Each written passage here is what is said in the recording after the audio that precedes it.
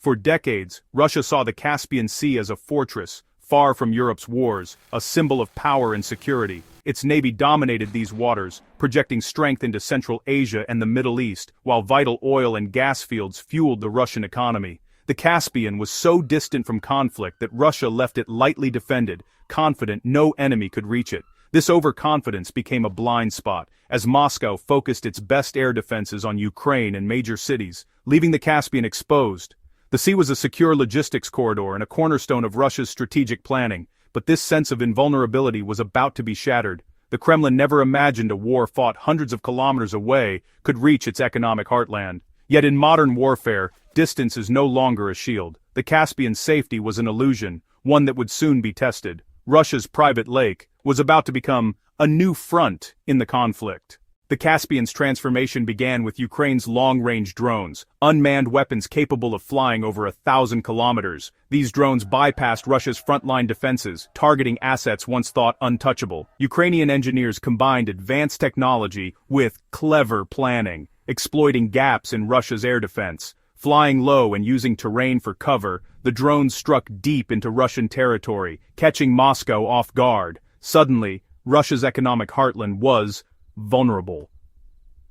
The psychological shock was immense. Nowhere was safe. Russia now faced a dilemma: protect the front lines or shift defenses to shield its vital infrastructure. The war's boundaries had expanded overnight. The Caspian was no longer a sanctuary. In December 2025, Ukrainian drones struck Russia's prized Caspian oil platforms, Filanovsky and Korchagin, operated by Lukoil. These weren't random attacks. Drones targeted critical components like gas turbines and processing centers, crippling operations. Repairs required specialized parts and technicians, now scarce due to sanctions. Production at both fields halted, costing Russia millions in lost revenue. The strikes marked a shift. Ukraine was waging economic war, not just fighting on the battlefield. Russian energy companies, once secure, now faced the reality of vulnerability. The attacks sent shockwaves through the industry and the Kremlin. Ukraine's message was clear. No asset was out of reach. The Caspian's oil wealth was now a liability. Days after the oil platform strikes, Ukraine hit again, this time targeting the Rasul Gamatov, a modern Russian patrol ship. The vessel, equipped with advanced sensors and artillery, was patrolling to protect the damaged oil fields. A Ukrainian drone struck with precision, crippling the ship and leaving it dead in the water. The attack blinded Russia's surveillance in the Caspian, exposing other assets to further strikes. It proved Ukraine could hit moving naval targets, not just stationary platforms. The psychological impact was severe. Russia's sailors realized nowhere was safe. The Caspian flotilla, once a symbol of dominance, was now at risk. Ukraine's confidence grew as Russia's sense of security crumbled. Sending warships was no longer enough to guarantee safety. The balance of power in the Caspian had shifted. The attacks triggered a cascade of economic pain across Russia. Oil production halted, export terminals were hit, and insurance premiums for tankers soared as the Caspian became a war zone. State energy revenues, already down from sanctions, plummeted further. Domestic fuel shortages worsened. Long lines at gas stations, rising prices, and a temporary ban on gasoline exports. The war's impact was now felt at the local pump, not just on distant battlefields. Ukraine's strategy was working, draining Russia's war chest, fueling public discontent, and forcing Moscow to divert resources from the front. The economic war was as important as the military one. Russia's energy sector, once its strength, had become a target.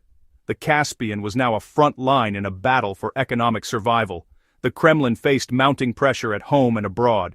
The Caspian conflict rippled across the region, forcing Kazakhstan to rethink its reliance on Russian pipelines. With the main export route under threat, Kazakhstan began redirecting oil eastward to China, reducing Moscow's leverage. China welcomed the shift, gaining influence in Central Asia as Russia's grip weakened. The new pipeline to China offered Kazakhstan security and independence. Western powers, quietly supporting Ukraine, saw an opportunity to further isolate Russia.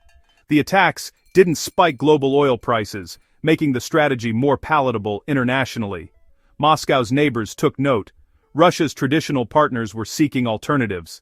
The war was backfiring, pushing allies away and opening doors for China. The geopolitical map of Central Asia was being redrawn. Russia's backyard was no longer under its control. Ukraine's drone campaign in the Caspian ended Russia's era of security. The region, once a sanctuary, was now a contested battlefield. The strikes on oil platforms and the Rasul Gamatov redrew the conflict's map. No part of Russia was immune. Russia's military was stretched thin, forced to defend both the front lines and its deep economic infrastructure. Every air defense system moved to the Caspian left another area exposed. Ukraine's strategy had created a dilemma Moscow couldn't solve. The balance of power in the Caspian was fundamentally altered, with China's influence rising as Russia's waned.